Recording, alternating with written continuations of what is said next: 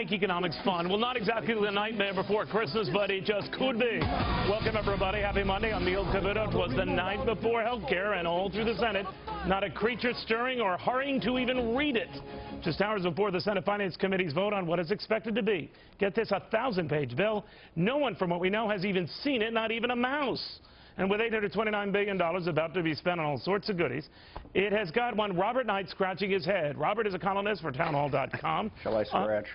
What's going on here, Robert? This is pretty big. Someone obviously has seen this, but who?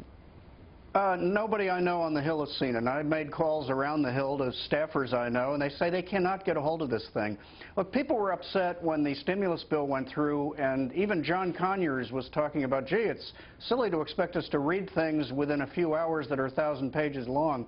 I think the American people need to know that these guys are probably tomorrow going to vote on a bill they haven't even seen, and they're going to add entire sections after the vote. And that's a heck of a way to make law. Well, we do know that dozens of amendments did get in there after better than 500 were added, so they did winnow the number of amendments down, but there's still quite a few. But I would imagine not even Max Baucus, the chairman, has quite got his hands around all of this. So what do you predict tomorrow?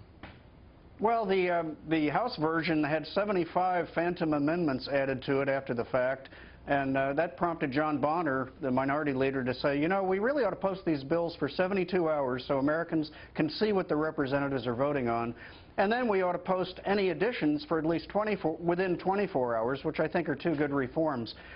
Tomorrow, I think we're not going to know what we're seeing. We're just going to see a roll call vote.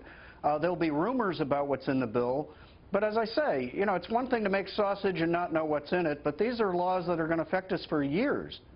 The Congressional Budget Office had this as deficit neutral, but by that it means that it's not going to add more money. Now, what is left out there is that saving $82 billion over 10 years sounds impressive until you realize that this is based on more than $10 trillion worth of combined deficits over that time. Nevertheless, that's how the CBO is scoring what we know. So obviously the CBO has looked at the broadest blueprints, and that's what they're going to vote on tomorrow.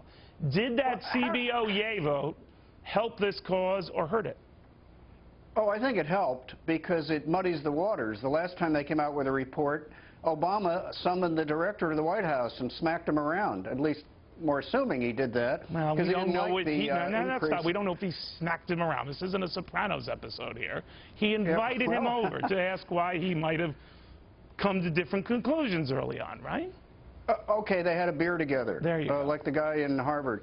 But they did come out with a report that showed it actually saved money. And if you're doing it without text, you're doing it with mirrors. You're doing it with smoke. It doesn't make any sense.